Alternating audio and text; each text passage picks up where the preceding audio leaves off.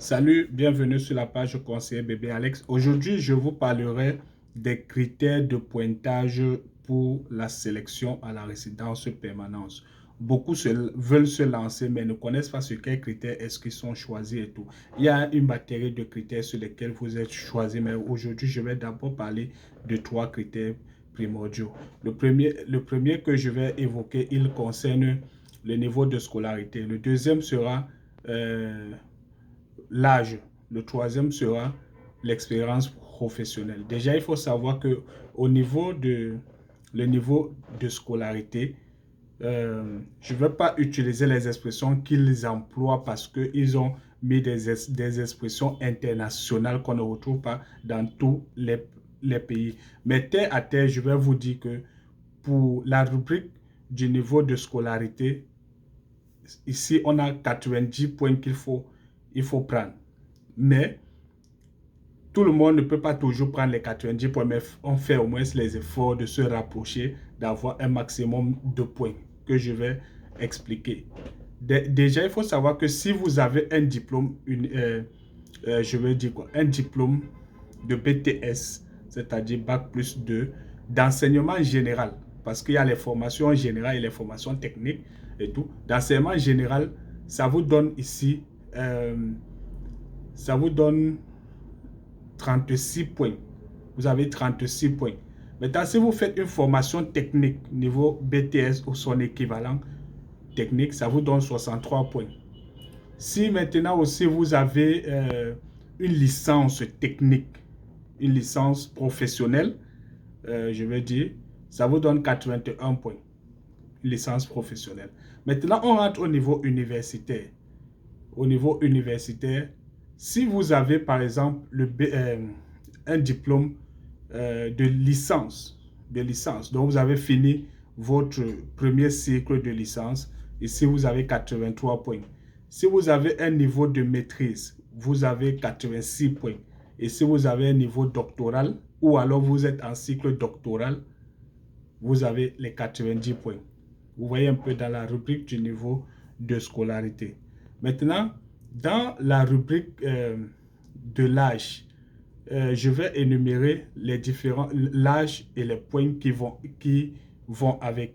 Dans la rubrique âge, on cumule en tout 130 points. Mais dans l'âge diminue, les points diminuent au fur et à mesure que l'âge augmente. Déjà, il faut savoir qu'entre 18 à 30 ans, on a les 130 points.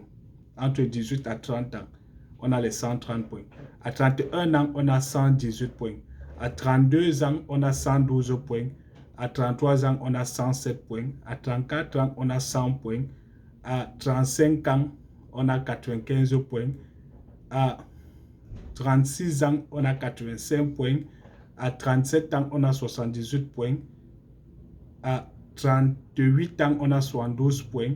À 39 ans, on a 65 points. À 40 ans, on a 59 points. À 41, on a 46 points. À 42 ans, on a 33 points.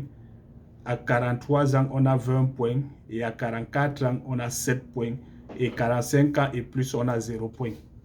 Donc, dans la rubrique âge, voilà déjà, sur cette base, vous pouvez déjà connaître le nombre de points que vous avez dans cette rubrique-là. Maintenant, parlant de l'expérience professionnelle. En fait, l'expérience professionnelle prend en compte le temps que vous avez fait dans un poste ou alors dans la pratique d'une profession selon la classification nationale des professions du Canada ou du Québec. Donc, en fait, votre profession ou le poste que vous occupez, vous devez voir son équivalent au Québec pour pouvoir dire quel poste vous occupez. Vous voyez un peu. Donc, à ce niveau, le nombre de points qu'il y a au niveau de l'expérience professionnelle, c'est de 100 points. Donc, l'objectif, c'est d'avoir des 100 points. Mais on dit quand